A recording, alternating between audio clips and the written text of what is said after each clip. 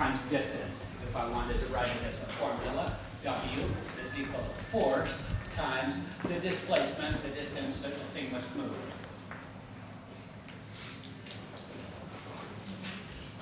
What are the units of work? Well, evidently it's newtons, the unit of force, times meters, the unit of distance, so it's Newton meters. There's a special word for this, which somebody already gave, is joules. 1 joule is just a shorthand for 1 Newton meter. So a joule is a Newton meter, or a kilogram meter squared per second squared, if you want to go right back to kilograms, meters, and seconds.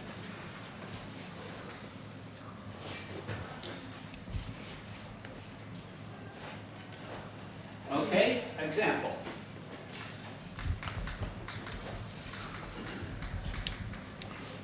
Suppose that I lift a brick or an object of mass m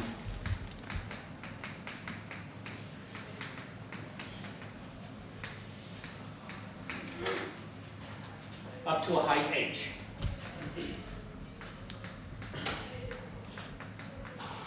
Height h above what? Above where I started from. So here's the situation. The brick was sitting on the table. I lifted it up, a distance h. Question, how much work did I do?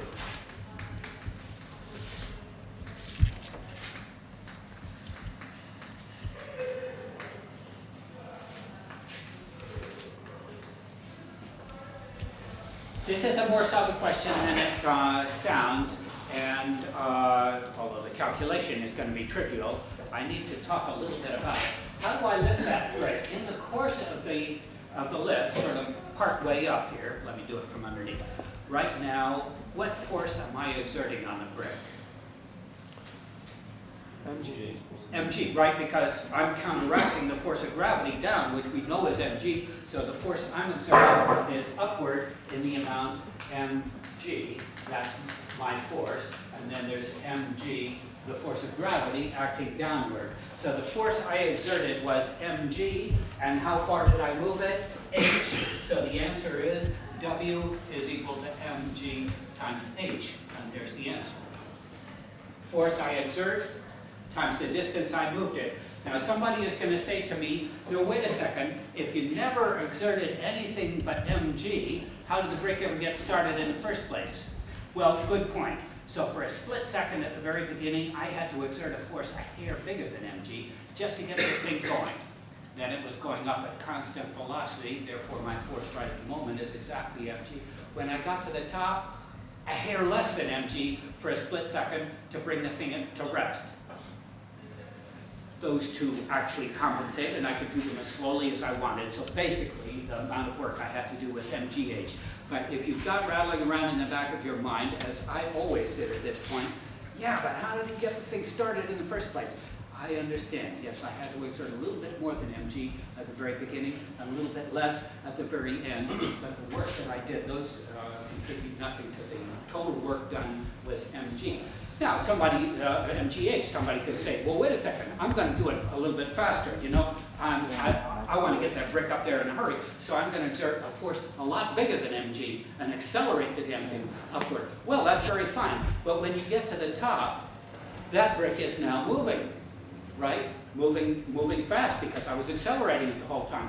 I've answered a different question then. I had to do more work to lift this up using a force much bigger than mg. I had to do more work because I was exerting a larger force, but when I got to the top, the brick was still moving at high speed. So I've answered a different question. I've answered the question then, how much work did it take me to lift the brick up and to get it going at high speed? That's a different question. It takes more work to do that because at the top it was going at high speed. In fact, on Friday we'll calculate exactly how much more work it takes if you want the thing to be increasing in speed as well as just getting up there. So when I say mgh, that's the bare minimum amount of work that it took just to get the brick up there. Not with anything left over, not any leftover velocity or anything like that, just barely to get up there. Dare not you exert any force less than mg, of course, because the thing won't go up at all, it'll go down. So I've got to exert at least mg. I could exert more than that, it's true, and I would get more work than mgh, but then when the thing got to the top, it would have a high velocity also, and that's not the question I'm asking. The question I'm asking is the bare minimum just to lift the brick up. Make sense? So the actual calculation, mgh, is trivial, but there is that little subtlety there. Okay, now a string of comments and refinements on that definition. Work is force times distance. Oh, how much work did I do, by the way? How big is a joule there? If I lift this brick up 1 meter, how many joules was that actually? W would be, what's this one? 2 kilograms. 2 kilograms. G is 10, close enough. How high did I lift it? 1 meter. 20 joules. 20 joules. You just lifted 20 joules.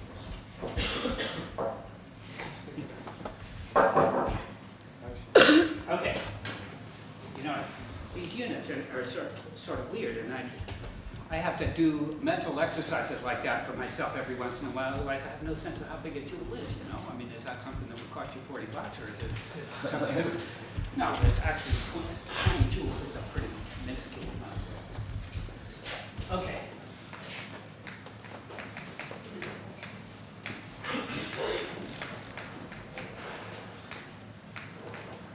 A string of comments and refinements. I think there are going to be a total of 6 of them.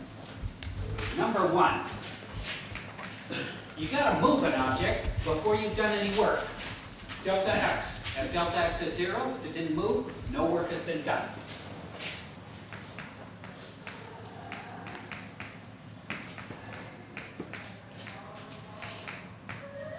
That's a little bit inconsistent with our everyday notion of work. If I hold this brick here, just at rest, and if I kept holding it there for quite a while, I would be sweating and straining, actually. And in casual language, we might say, I'm doing work just to hold that brick there. In the physicist sense, we are not doing any work. If it doesn't move, no work is being done. In fact, if I was smart, I would stick it on the table, let the table hold it there. The table isn't doing any work, and nor am I if I insist on playing that role. Make sense? So, no move, no work. A little bit inconsistent with the everyday notion of work. Second question, suppose that instead of raising that brick up, I lowered it down, put it down on the floor. Then I have done negative work. What does that mean? Let's see. Force opposite to displacement.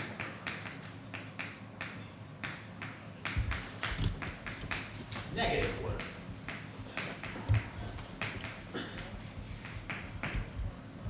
See, if I lifted this thing up, the force I had to exert was upward, and I moved it upward. Positive work. If I lower it down, the force I'm exerting on it is upward, but the displacement is downward. Negative work, because they're in opposite directions. So that's ridiculous. It seems to me that if you did some work, you know, you'd have to pay somebody to do that. Well, I don't know. Actually, if I was smart, I would just drop this thing. I'm not going to do it in here, and I could get it to do some work for me, right? Pounded a nail, or bruised my toe, or something like that. Or maybe I hook it up with a pulley arrangement or something and have it lift a bucket of water, or something like that. In other words, if it goes downward, I don't have to do work on it. On the contrary, if I'm clever about how I harness it, it'll do work for me. If I lift it up, I had to do work, no question about it. If I drop it down, I didn't have to do work at all. In fact, technically, I did negative work on it, which means that it would have done work for me if I'd been sensible about how I hooked it up. So, if the force is opposite to the displacement, then the work is actually negative. If I lower it down the height, distance h, then the work done is minus mgh. How about that? Third refinement. Suppose the force is perpendicular to the displacement. Here's an example. My force is upward, but the displacement is horizontal, right? In that case, no work is done.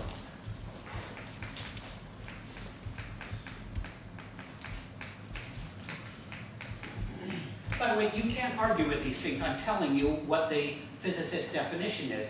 You might say, well, that sounds crazy to me. I'm going to invent a different definition. More power to you. Your definition of work, I suspect, is not going to be very useful, but you're not talking about what physicists mean by work. So I'm trying to tell you what the physicist's definition is. Force perpendicular to displacement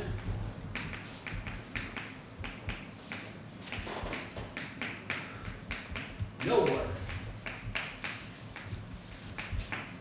Again, that's a little bit contrary to our everyday notion of work. If I carry this thing around, I think you might very well say, yeah, I'm just doing some work, you know. But technically, in the physicist's definition, I'm doing no work. Why? Because the force I exerted was perpendicular to the displacement, and then there's no work. How could I put all this together? Force, see, this is the case, well, the original one I had in mind, force and displacement in the same direction. Item 2 is force and displacement in the opposite direction. Here is force and displacement at 90 degrees to one another. What's the general case? Force at an oblique angle.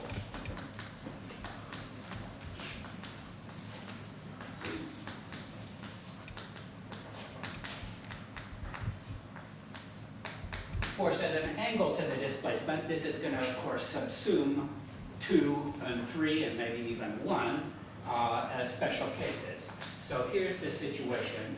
I imagine that the force is acting in this direction and the displacement is along this direction, like that, and they make an angle theta, one with the other.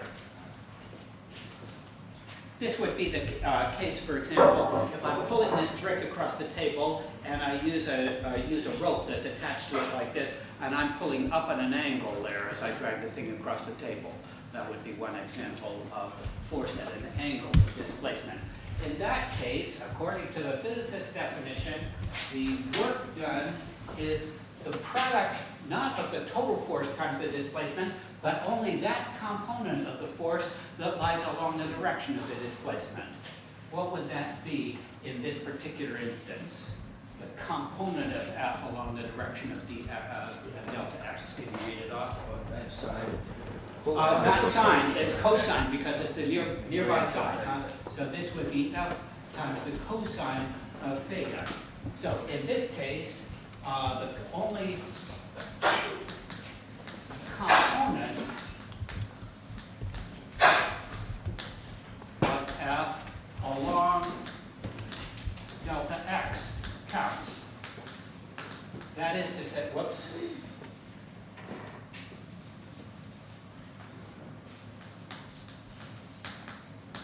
The work done is equal to F cos theta times the displacement, delta X. Actually, let's call this delta R now because I'm thinking 3 dimensions. The displacement delta R is actually a vector too. So the F cos theta times the magnitude of the displacement delta R. That's supposed to remind you of something. F, magnitude of the force, delta R, magnitude of the displacement, times the cosine of the angle between the two. Does that remind you of anything? The dot product? It's just like the dot product. In fact, the dot product was designed for exactly this kind of problem.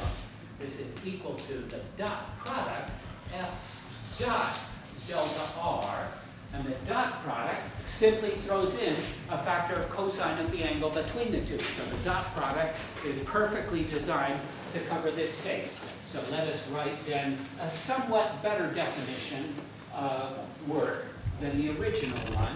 It's not just force times distance, it's actually the dot product of the force times the displacement vector. It's the component of F along the direction of motion that counts. Does this cover all of the previous ones? No motion, no work? Of course, if the displacement is 0, W is 0. Force opposite to displacement, that would be when F is pointing to the right, the displacement is pointing to the left. This is then going to be the cosine of 180 degrees, which is -1. So that throws in a -1 there. force perpendicular to displacement. In that case, the angle between them is 90 degrees. The cosine of 90 degrees is 0. No work is done. But more generally, if the force is at some angle theta to the displacement, then the work done is a dot product of the force and the displacement. And all that dot product does for you is picks out the component of the force along the direction of the displacement. Make sense? Item 5.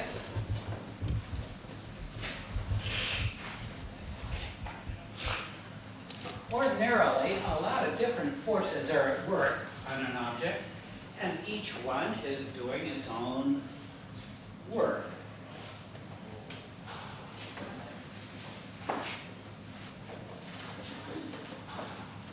So, 5.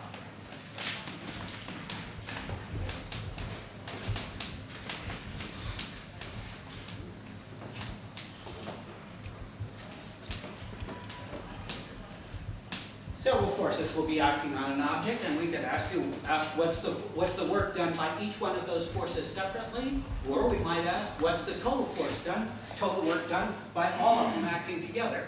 Several forces acting.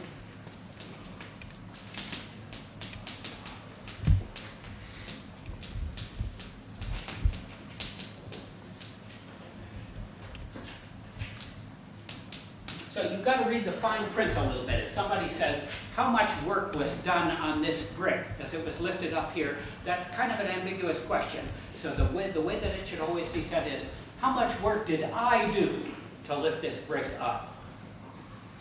I did an amount of work, mgh. But gravity, meanwhile, which was acting down, well, you tell me. How much work did gravity do as I lifted this thing up? Minus mgh, right? Because gravity was acting down, the force was mg, downward, opposite to the displacement. So I did work mgh, gravity did work minus mgh. If I ask you the question, what was the total work done on that brick? I guess the answer is none at all. But you've got to listen very carefully. Did the question say, how much work did I do to lift the brick? Answer, mgh. How much work did gravity do while that brick was going up? Answer, minus mgh. How much work all told was done? 0. Here's an example. A little bit meatier example than that one.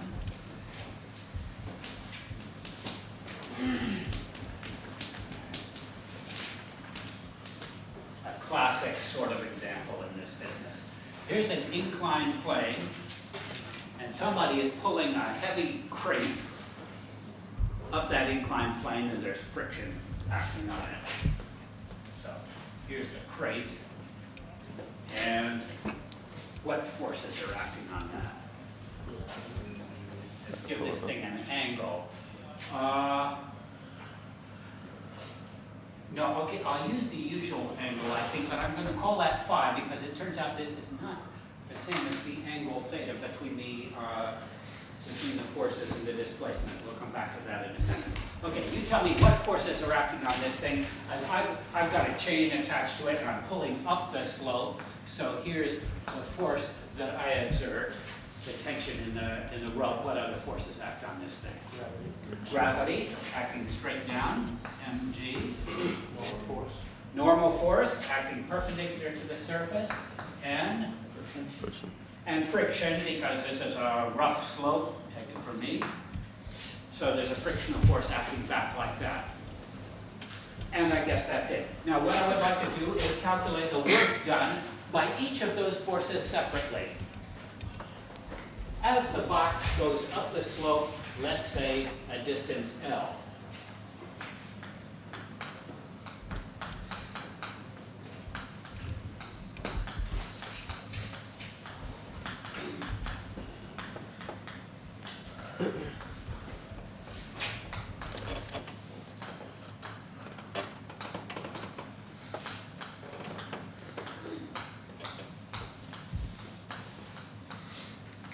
Is it going up at constant velocity? I don't know, I didn't tell you. If I pull really hard, then it'll be accelerating up the slope. If I pull less, then maybe it'll be going at constant velocity. I don't care, it doesn't matter for this problem. Whatever force I'm exerting, that's the force T. So, first of all, what's the work that I do?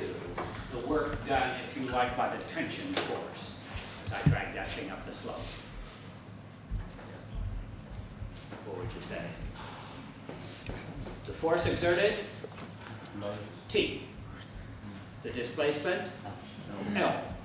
Just the product, they're both in the same direction, so this is an easy one. T times L. How about the force, the work done by friction?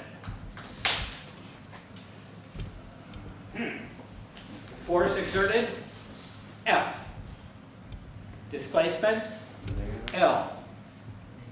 But with a minus sign, because the force is down the slope and the thing is going up the slope. So this is minus F times L. That's item 2 in action. Third one, what's the work done by the normal force? 0. Very interesting. Normal force, because it's perpendicular to the slope and therefore perpendicular to the displacement, the normal force doesn't do any work at all. That's item 3. Finally, the work done by gravity.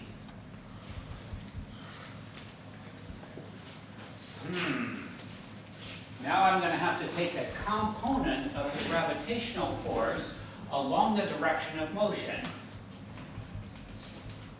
So, if this is that same angle phi, what's the component of mg along parallel to the plane? The component perpendicular to the plane is mg cosine of phi. The component parallel to the plane is mg sine of phi. So this is mg sine of phi. That's the component of the gravitational force along the direction of motion. And how far does it go? L. Is that correct? No. Not quite. What's wrong with it? Because mg is pointing down, so. Right. Negative. So it should be, there should be a minus sign in there, indeed, because gravity is pulling this thing down the slope. The mg cos theta is, mg sine phi, excuse me, is in the opposite direction to the displacement. Should have been a minus sign in there. Make sense? Now, if somebody wants to know what's the total work done by all of those forces, add them up. In this case, it's presumably not going to add up to 0. But you see how it goes? The reason that I hesitated about what to call this angle is that it actually turns out that it's the sine of that angle phi that comes in here for picking out the component along there.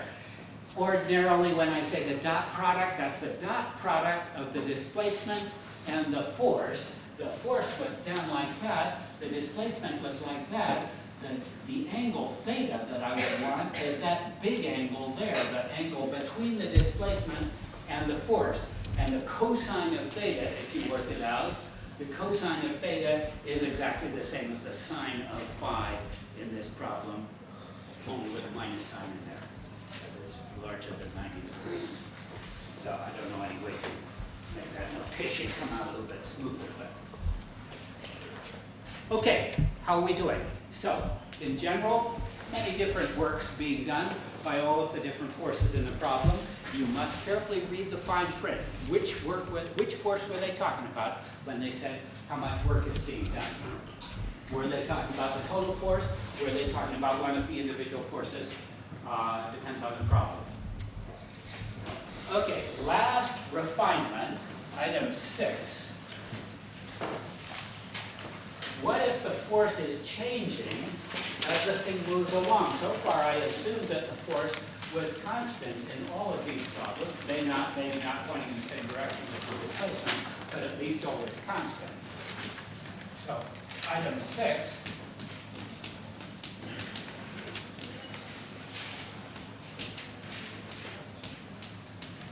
Suppose that the force changes. Now, To introduce the problem, I'm not going to do the full three-dimensional one with the dot product in there. That kind of confuses the issue. Let's go back to the original one-dimensional case.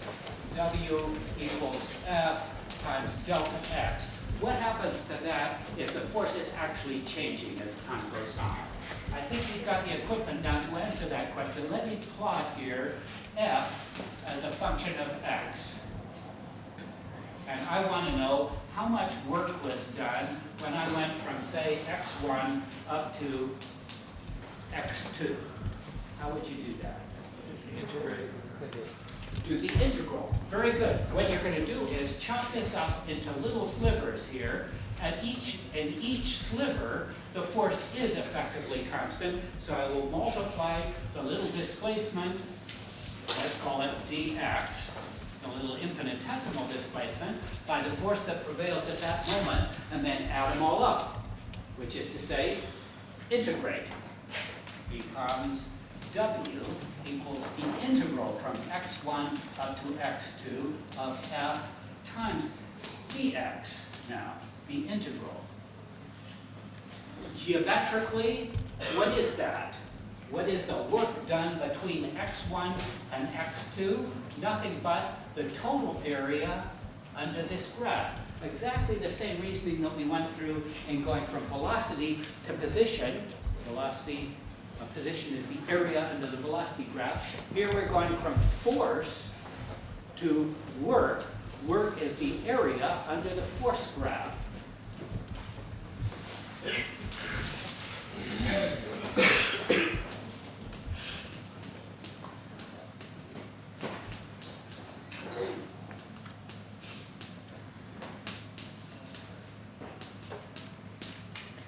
That's not really something brand new. It's sort of the obvious generalization of the expression force times distance, that we force times displacement.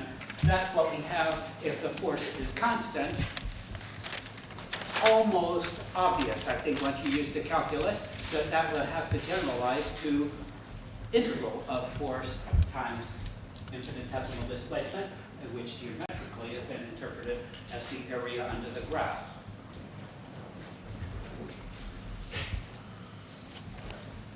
Let me run an example of that.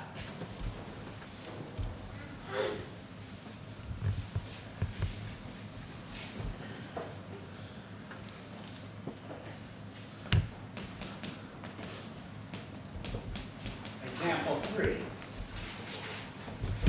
Suppose that I got a spring here, and I want to stretch that spring out a certain amount from its equilibrium. A spring, you know, has an equilibrium length when it's just sitting there, nobody's touching it.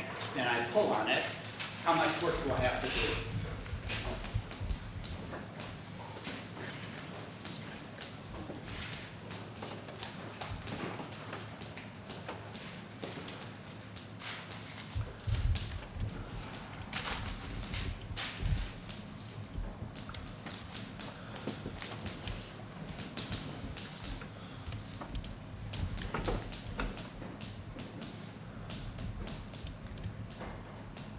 So here's the spring, and that's its equilibrium length. But now I'm going to stretch it out to here. This is me pulling on it. And I would like to know, if I stretch it out a distance x0, how much work did I have to do? Well, first of all, I need to tell you how much force you have to exert to stretch a spring out by a certain amount. This, I believe, we have not talked about. We talked about a number of different kinds of forces, but not forces exerted by springs yet in this course. There's a famous so-called law, Hooke's law.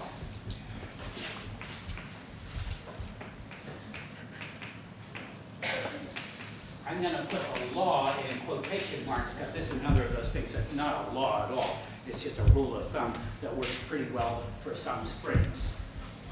The force you must exert to hold a spring out at a distance x from equilibrium is proportional to how far you stretched it. Does that seem sensible? Imagine pulling on a spring. I should have an example here. Pulling on a spring. If you just want to pull it a millimeter, it doesn't cost you much. You pull it 2 meters, you've got to pull a little bit harder. Pull it 5 millimeters, suddenly you're pulling really hard because that spring is pulling back on you. The force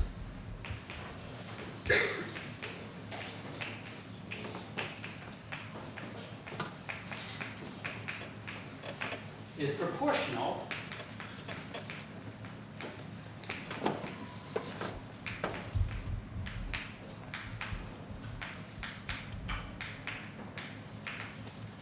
force is proportional to the stretch. We write it like this. F, the force you must exert on a spring to pull it out a certain distance x, is K times x. K is just the proportionality constant. It's called the spring constant.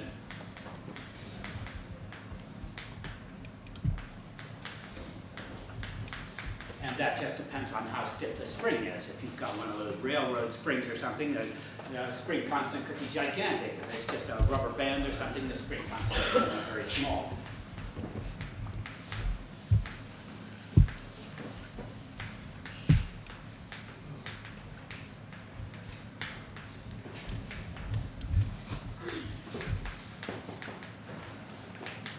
So you order a spring from the spring company, and you tell them, I want a spring constant of 12 newtons per millimeter, something like that. They'll make you up a spring that has that spring constant. So there, according to Hooke's law, again, like the rules for friction, not a law of physics, God knows. If you find springs that don't obey that, you're not going to win a Nobel Prize. On the contrary, if you designed a spring that really did satisfy Hooke's law, you'd probably make big money off it. Most springs don't obey Hooke's law all that precisely. But we pretend that they do. Sometimes it's called an ideal spring, one that satisfies Hooke's law. Force proportional to displacement. Obviously not true for large displacements. You pull too far on the thing, it's going to bust, and then that obviously doesn't hold anymore.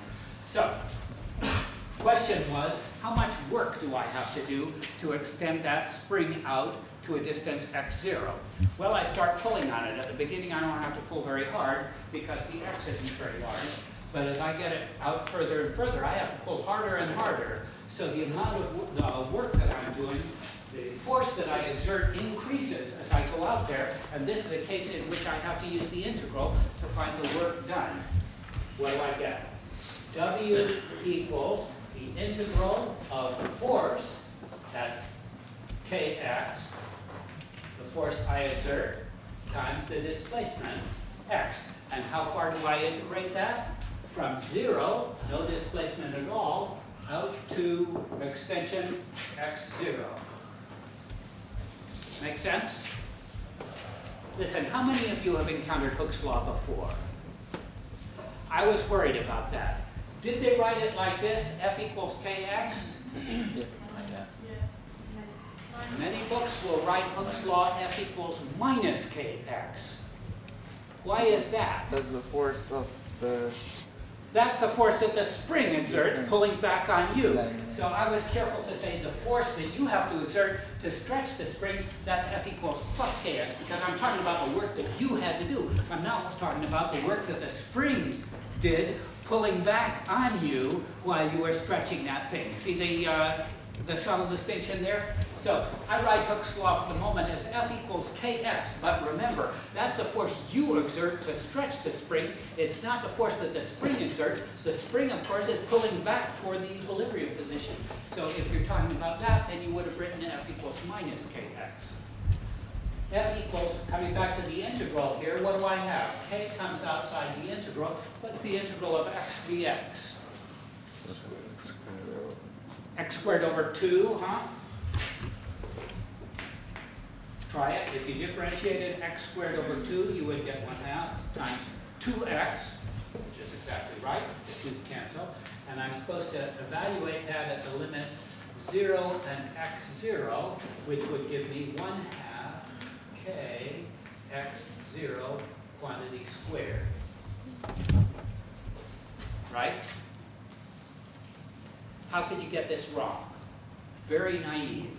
A lot of people will say, well, Hooke's law tells me what the force is. I want to know what the work done is. I just multiply the force, that's equal to kx times the displacement, that's x, and I get kx squared. What was wrong with that? It should have been 1/2 kx squared. What's wrong with that? Well, they put in the maximum force you ever had to exert. That was the force that you had to exert when it was all the way stretched out to the maximum amount.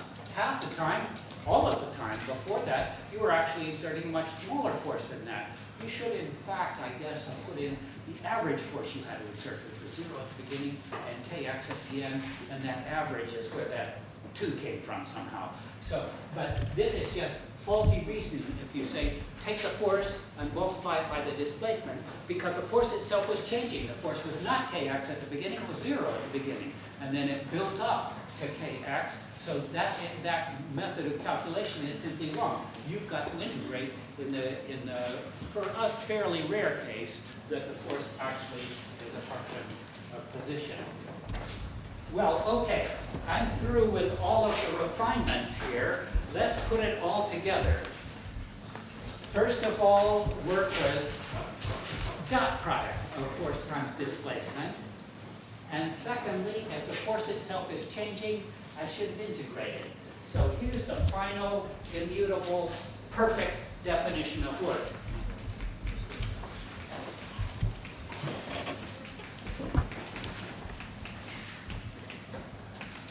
W is equal to the integral, because maybe the force is changing, of the dot product, F, dotted into the infinitesimal displacement, dr.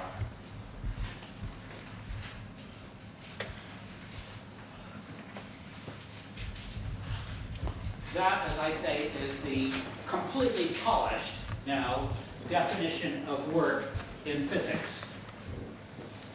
It's the dot product of it's the integral of the dot product of the force dotted into the displacement. I can even imagine a horrible situation now where I'm moving the thing around every which way. So the displacements are sometimes in one direction, sometimes in another. As I move this thing around, at each point in the motion, I calculate the force that I'm exerting at that moment, take the dot product of that with the little displacement, and add them up, or rather integrate them around this complicated path. Thank God we almost never have to actually calculate something like that, but here is the idea in principle. You bust up the path, whatever it is, into little elements, dr. At each point, you multiply the force that prevails there, the dot product of that with the displacement to the next step, and integrate those up, and that's the work. I promised that I would close the circle, so let's come back to the very beginning. What should every student of physics have in their mind when somebody says work? Answer, force times distance. And then there are a bunch of refinements, polishings, comments, footnotes on that definition, finally leading up to the perfect definition, the integral of f dot dr. But for most purposes, at least in this course, work is just going to be force times distance. And watch out for those technicalities, like if they're in opposite directions, it's going to be negative. If they're at an angle and you need a cosine of theta, and so on. And if they're changing, then you must do an integral.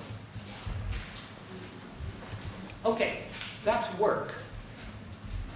The next concept, which is relatively easy and quick, is power.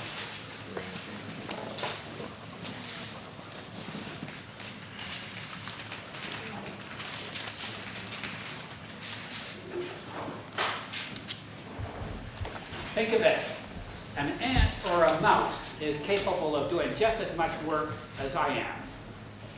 If I'm lifting a sack of flour up a flight of stairs or something like that, an ant could have done that. Taken it grain by grain up the stairs, done just as much work as I did. What's the difference between me and the ant? I could do it a whole lot faster.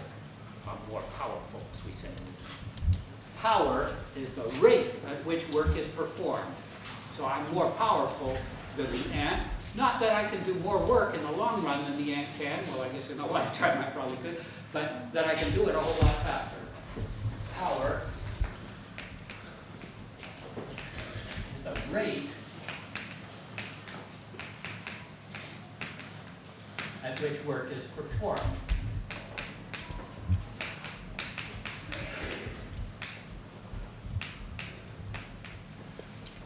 A 200 horsepower engine can do work faster than a 100 horsepower engine can. In fact, twice as fast. What would I say? P is equal to dW by dt. Well, the work done divided by the time it took you to do it. What are the units of power then? The units of work are joules. Units of time are seconds. So this is joules per second. You know what the word for joules per second is?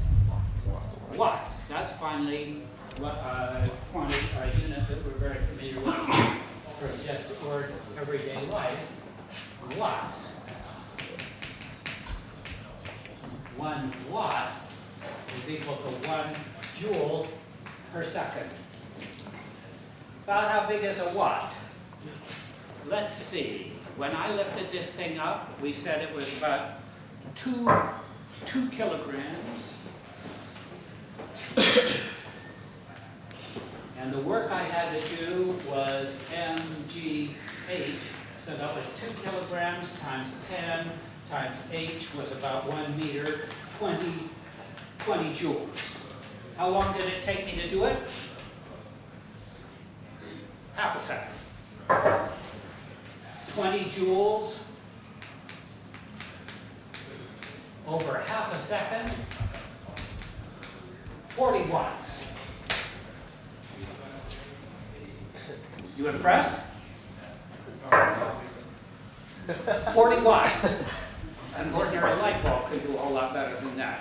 But you're looking at about 40 watts. Okay?